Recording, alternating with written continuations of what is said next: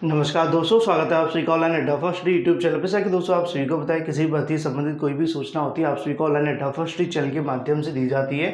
उसी क्रम में इस वीडियो में हम बात करेंगे नई प्राथमिक शिक्षक भर्ती विज्ञापन को लेकर। साथ ही अगर बात करें यूपी में लगातार निरस्त हो रही और साथ में स्थगित हो रही परीक्षाओं और भी तमाम अपडेट के बारे में, तो चलिए दोस्तों वीडियो शुरू करते हैं। वीडियो को लाइक और शेयर करना बिल्कुल ना भूलें, साथ में चैनल को सब्सक्राइब करना, बेल आइकन को दबाने ज़्यादा जानकर आप टेलीग्राम चैनल को ज्वाइन कर सकते हैं। वीडियो शुरू करने से पहले अगर आप जूनियर शिक्षक भर्ती की प्रिपरेशन करें तो चक्षु आपके लिए लेकर आए हैं बेस्ट बुक आपके एग्जाम के लिए, जिसको तैयार किया गया एक्सपर्ट के द्वारा, जिसे मैंने भी खुद रिव्यू किया है आपके सिलेबस और आपके पैटर्न और साथ में आपके एग्जाम के लिए, क्योंकि यही सही मौका अपनी तैयारी को पक्का करने का। जूनियर शिक्षक भर्ती क्वालिफाई करना है तो मिस मत करिए, आज ही बाई करें चक्षु की बेस्ट बुक, जो स्पेशली जूनियर शिक्षक भर्ती सिलेबस के अकॉर्डिंग तैयार की गई है। इस बुक की सबसे खास बात यह है कि इसमें वही क्वेश्चन रखे गए हैं जो आने वाले एग्जाम में पूछे जाएंगे। सिलेक्शन चाहिए तो आज ही बाई करें। ज़्यादा जानकारी के लिए लिंक वीडियो के डिस्क्रिप्शन में है, लिंक पर क्लिक करें और अभी बाई कर लीजिए अपने सिलेक्शन को पक्का करने के लिए। यहाँ पर आप इस बेस्ट बुक के सैंपल देख सकते हैं जो कि तैयार किए गए आपके स्पेशल एग्जाम के लिए, जिसमें इंपॉर्टेंट क्वेश्चन के साथ आपको मिलेंगे सभी क्वेश्चन का डिटेल सॉल्यूशन, साथ ही एक्सप्लेनेशन के साथ। तो देर किस बात की, अभी बाई करें। इस बुक को आप ऑनलाइन जैसे अमेजॉन, फ्लिपकार्ट दोनों से बाई कर सकते हैं, साथ ही ऑफलाइन भी बाई कर सकते हैं। सभी जगह अवेलेबल है, सभी बुक सेलर पर आपको ये बुक अवेलेबल होगी। अगर आप इस बुक को घर बैठे बाई करना चाहते हैं तो स्क्रीन पर दिए गए नंबर पर ऑर्डर कर सकते हैं। ज़्यादा जानकारी के लिंक वीडियो की डिस्क्रिप्शन में है। नई प्राथमिक शिक्षक भर्ती एक ऐसा मुद्दा है जिससे लाखों छात्रों की उम्मीदें जुड़ी होती हैं। लगातार छात्र कहीं न कहीं नई प्राथमिक शिक्षक भर्ती का इंतजार करते हैं कि निकट भविष्य के अंदर सरकार के माध्यम से एक ऐसा सराहनीय फैसला लिया जाए कि भाई हम इतने पदों पे जो शिक्षक भर्ती है वो निकालने वाले हैं। ऐसा इंतजार करते करते पिछले 2 साल से छात्र बहुत सारे धरना प्रदर्शन और भी तमाम चीज़ें कर चुके हैं। योगी आदित्यनाथ सर के सामने या फिर बेसिक शिक्षा मंत्री जी के सामने तमाम जो ज्ञापन है वो सौंपे गए हैं, जिसके माध्यम से नई प्राथमिक शिक्षक भर्ती का जो विज्ञापन है वो निकाला जाए। लेकिन जैसा कि आप जानते हैं कि छात्रों के माध्यम से लगातार प्रयास जारी रहते हैं कि नई प्राथमिक शिक्षक भर्ती का जो विज्ञापन है वो देखने के लिए मिले। उसी मुहिम में लगातार ऑनलाइन अड्डा फर्स्ट चैनल के माध्यम से भी छात्रों को हमेशा सपोर्ट किया गया। मैंने आपको कहा भी है कि लगातार अपनी मांगों को आप लोग उठा करके रखिए, जिससे कि बेनिफिट आपको अवश्य मिलेगा। तो जैसा कि दोस्तों आप सभी को यहाँ पे देखने के लिए मिलेगा, छात्रों के माध्यम से एक और जो नई मुहिम है वो शुरू कर दी गई, जिसकी जानकारी मैंने आप सभी को पहले से दे रखी थी। पोस्टर बार के अंदर क्या क्या कहा गया वो तो मैंने आप सभी को पहले से बता दिया है कि 69,000 शिक्षक भर्ती के बाद सरकार का कहना था कि हर साल एक भर्ती निकाली जाएगी। 2 भर्तियां देखने के लिए मिली भी, जो कि 69,000 साथ में 68,500 थी, लेकिन वो शिक्षा मित्रों के पदों पर थी। पिछले 2 सालों में कोई नई शिक्षक भर्ती का विज्ञापन जारी नहीं हुआ। छात्र लगातार टेट सीटेट पास करके बैठे हुए हैं, लगातार सरकार के माध्यम से धरना प्रदर्शन देते हैं, सरकार तक अपनी आवाज़ पहुंचाते हैं और उम्मीदें करते हैं कि सरकार जल्द इसको लेकर जो फैसला है वो लेगी। लेकिन अभी तक ना तो शिक्षक भर्ती का विज्ञापन जारी हुआ, कब जारी होगा इसके बारे में भी नहीं बताया। बीएड बीटीसी शिक्षा मित्र लगातार इसकी जो मांग है वो करते रहते हैं और लगातार नई प्राथमिक शिक्षक भर्ती के लिए छात्रों के माध्यम से जो प्रयास है वो किए जाते हैं कि नई प्राथमिक शिक्षक भर्ती का जो विज्ञापन है वो जारी हो, लेकिन ऐसा होता हुआ दिखाई नहीं देता है। उसी क्रम में जैसा कि आप सभी देखेंगे, छात्रों के माध्यम से लखनऊ हो या फिर पूरा प्रदेश हो, उसके अंदर रात रात में छात्रों के माध्यम से जो पोस्टर हैं वो लगाए जाएंगे हर एक बस के ऊपर, वाहन के ऊपर, साथ ही दीवारों पर आप सभी को देखने के लिए मिलने वाले हैं। जिसके क्रम में नई प्राथमिक शिक्षक भर्ती की जो मांग है वो की जा रही है। हजारों छात्रों की उम्मीदें जुड़ी हुई है प्राथमिक शिक्षक भर्ती को लेकर। योगी आदित्यनाथ जी से कहीं ना कहीं जो मांग है वो की जाएगी और उस पोस्टर को कहीं ना कहीं उनके आसपास पहुंचाने का जो प्रयास है वो भी छात्रों के माध्यम से कर लिया गया है, क्योंकि नई प्राथमिक शिक्षक भर्ती आना उतना ही आवश्यक है जितना सरकार के चुनाव होना, जिससे कि लाखों जो छात्र घर पे बैठे हुए हैं टेट सीटेट पास करके, उनके लिए भी मुख्यमंत्री सर के माध्यम से कोई घोषणा देखने के लिए मिले। जैसा कि आप सभी ने देखा कि उत्तर प्रदेश में काफ़ी लंबे समय से भर्तियां निकली जूनियर टीजीटी पीजीटी की, लेकिन प्राथमिक भर्ती का जो इंतजार है वो छात्र लगातार कर रहे हैं। खासकर बीटीसी वाले छात्रों के पास में तो ऑप्शन भी नहीं है टीजीटी पीजीटी की, तो ऐसे में उनके माध्यम से लगातार जो मांग है वो की जा रही है। बढ़ चढ़ करके हिस्सा लीजिए, लगातार छात्रों के साथ वीडियो को शेयर करिए, क्योंकि जब भर्ती का विज्ञापन आता है तो 4 से 5 लाख, 6 लाख, 10-10 लाख छात्र आवेदन कर देते हैं, लेकिन जब इस प्रकार की मुहिम होती है तो छात्र खुद साथ में नहीं आते हैं। तो साथ आने की आवश्यकता है। सोशल मीडिया के साथ साथ आपको जमीनी स्तर पर भी जो कार्य वो दिए जा रहे हैं, उसी को लेकर छात्रों के माध्यम से जो पोस्टर वायरल वो किया जा रहा है सीएम योगी जी के लिए कि वो इस पर ध्यान आकर्षित करके नई शिक्षक भर्ती का जो विज्ञापन है वो जारी करवाएं। तो ऐसे में ये तो दोस्तों बात हो जाती है प्राथमिक शिक्षक भर्ती को लेकर, लेकिन उत्तर प्रदेश में लगातार भर्तियां देखने के लिए मिल रही हैं तो निरस्त भी की जा रही हैं। टीजीटी पीजीटी का विज्ञापन जैसा कि आप सभी को पता है जारी हुआ था, लेकिन अधिकारियों की गलती की वजह से 3-3.5 महीने आगे भर्ती निकल गई। अब एक बार फिर से आवेदन लिए जा रहे हैं, लेकिन यूपीएससी के माध्यम से छात्रों को एक बड़ा झटका देखने के लिए मिला, जिसमें आप सभी को पता है कि 2 भर्तियों को निरस्त कर दिया गया, 3 भर्तियां यहां पर स्थगित कर दी गई। लेकिन ऐसे में सरकार के माध्यम से ऐसे तो किसी भर्ती को निरस्त कर दिया जाएगा, किसी भी भर्ती की कहीं की जो परीक्षा वो स्थगित हो जाएगी। निरस्त होना, धांधली होना, जैसा कि आप जानते हैं कि छात्रों के लिए बड़ा नुकसान होता है ना।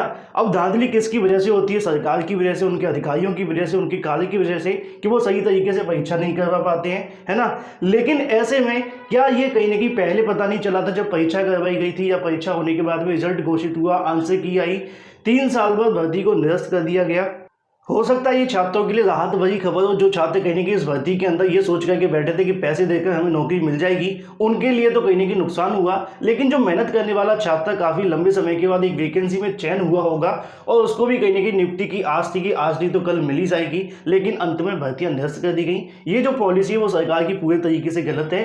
परीक्षा होने के बाद ही उस पर फैसला ले लेना चाहिए, आंसर की आने के बाद, रिजल्ट आने के बाद में 3 साल बाद जब वैकेंसी निरस्त होती है तो बड़ा नुकसान सिर्फ और सिर्फ उन छात्रों को होता है जो मेहनत करके आए होते हैं। तो उसी क्रम में छात्रों के माध्यम से यहाँ पे जो विरोध प्रदर्शन है वो किया जाए। जैसा कि आप सभी देखेंगे कि भर्तियां निरस्त को लेकर लगातार स्थगित की जा रही हैं। आखिर ऐसा क्यों देखने के लिए मिल रहा है? सरकार के पास में कोई परीक्षा एजेंसी क्यों नहीं है? क्योंकि चुनाव कराने के लिए सरकार के पास में पर्याप्त कहीं ना कहीं संसाधन देखने के लिए मिलते हैं, लेकिन क्या एक परीक्षा करवाने के लिए सरकार के पास कोई यहाँ पे जो संसाधन है वो नहीं है, या कोई एक एजेंसी नहीं है जो एक परीक्षा को सही तरीके से भ्रष्टाचार मुक्त करके और कहीं ना कहीं बिना सोल्वर को बिठाए परीक्षा करवा पाए?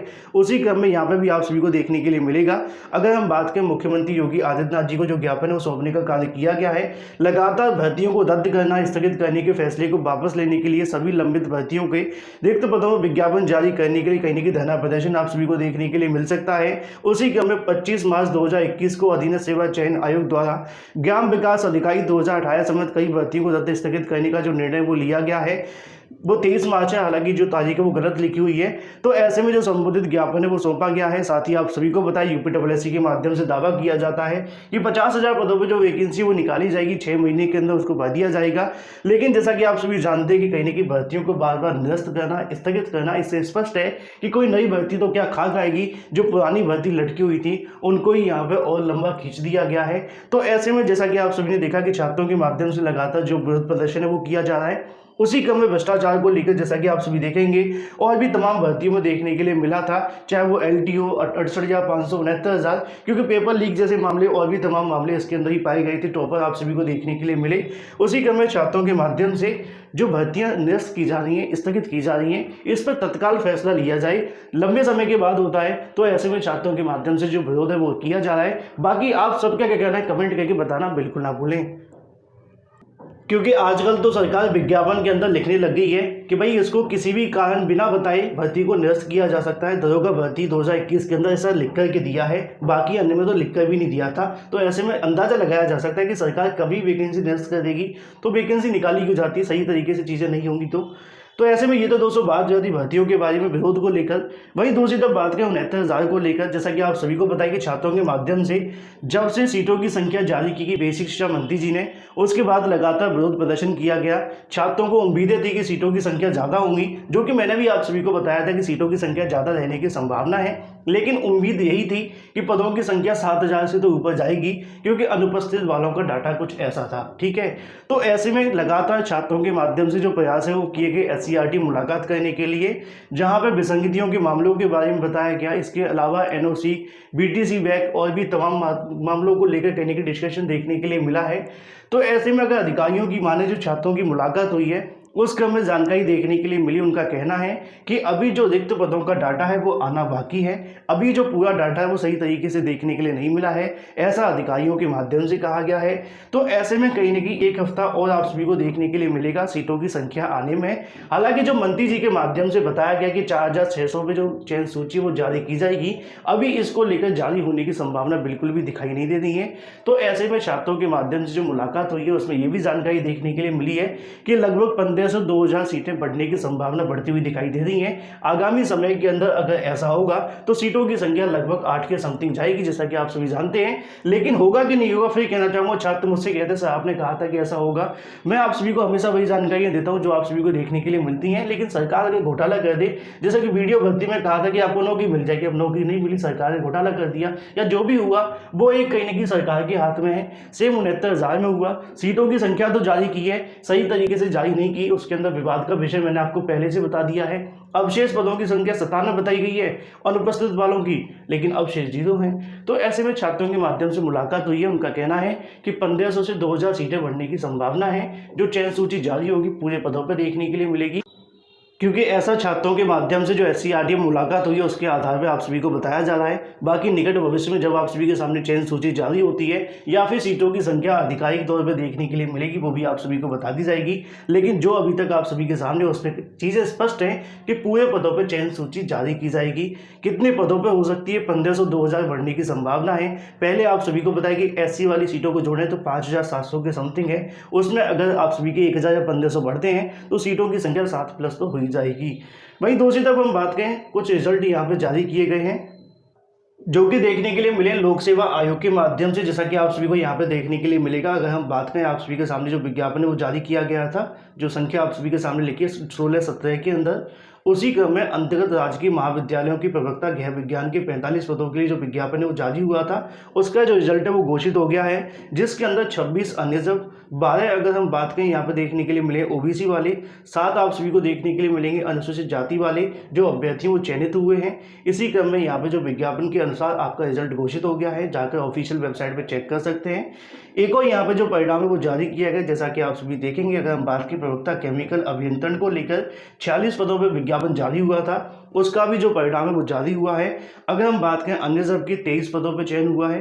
OBC के लगभग यहाँ पदों की संख्या 12 देखने के लिए मिल रही है, मतलब छात्रों की संख्या है। उसी क्रम में एक और परिणाम यहाँ पे देखने के लिए मिला है जो कि सहायक सांख्यिकी अधिकारी का है। 8 पदों पे जो कहीं ना कहीं जो सामान्य चयन देखने के लिए मिला है, अन्य सब की 4 है, साथ ही OBC के 2 पद आप सभी को देखने के लिए मिले हैं। तो ऐसे में ये 3 परिणाम जारी हुए, जो भी संबंधित अभ्यर्थी हैं इसको जाकर देख सकते हैं ऑफिशियल वेबसाइट पर। वहीं दूसरी तरफ बात करें दरोगा भर्ती को लेकर, जैसा कि दोस्तों आप सभी को पता है कि दरोगा भर्ती के लिए यहाँ पे 5% की छूट की जो मांग है वो देखने के लिए मिल रही है। ऐसे में याचिका कोर्ट के अंदर लगाई गई थी, कोर्ट में सुनवाई के लिए मामला लिस्टेड था। तो ऐसे में कोर्ट के माध्यम से क्या फैसला हुआ मैं आप सभी को बता दूं। फिलहाल दरोगा भर्ती की जो अगली सुनवाई के लिए लगा दिया गया है, जो कि 6 अप्रैल को देखने के लिए मिलेगा।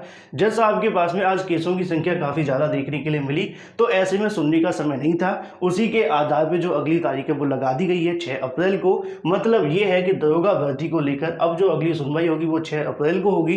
जैसा कि आप जानते हैं कि 1 अप्रैल से आपके जो आवेदन है वो शुरू होने वाले हैं। अब ऐसे में 6 अप्रैल को सुनवाई के समय पे स्पष्ट होगा कि छात्रों को राहत मिलती है कि नहीं। जो भी अपडेट होगी आप सभी को इस चैनल के माध्यम से दे दी जाएगी। वीडियो को लाइक और शेयर करना बिल्कुल ना भूलें। फ्लैश वीडियो के माध्यम से इतना ही। Thank you for watching this video.